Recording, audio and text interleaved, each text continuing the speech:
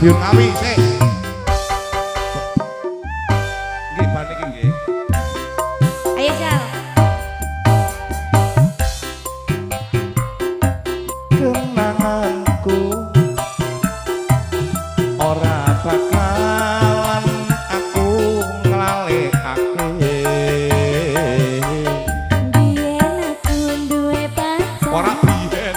Anake Pak, pikiran bakal pecel.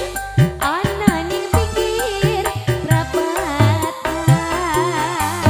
Terminal Madiun Ngawi nggih dolanku ora bakalan aku nglalekake.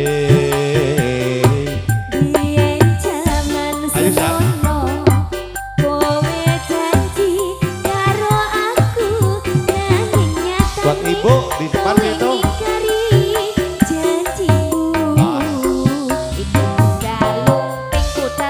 Apa sih? Buat ibu di depan. Kangen karo sliramu, tak sawang-sawang ning dompetku. Aku kangen karo sliramu,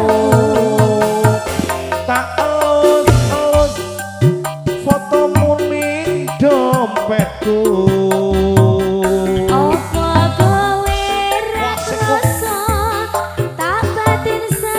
Kang Rusmin matur suwun sarobongan nggih.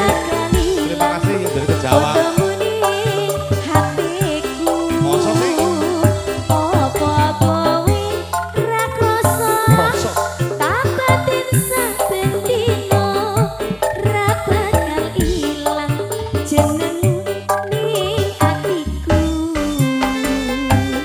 Buat ibu silakan merapat dong bu. Itu yang di depan tuh buat big boss aku.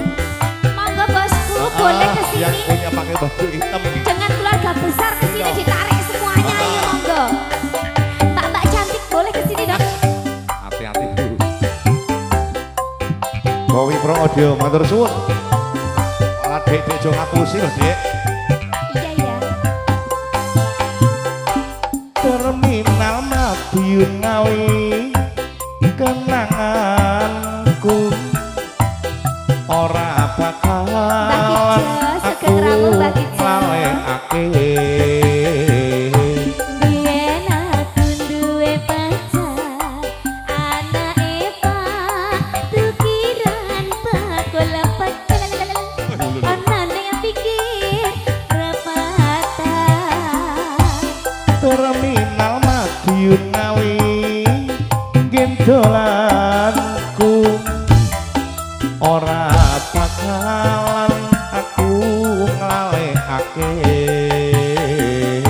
Biyen jaman semono, kowe janji karo aku nanging nyatane kowe ngingkari janjimu. Ora. Iya, aku siap. Walah aku janji tenan lho dek.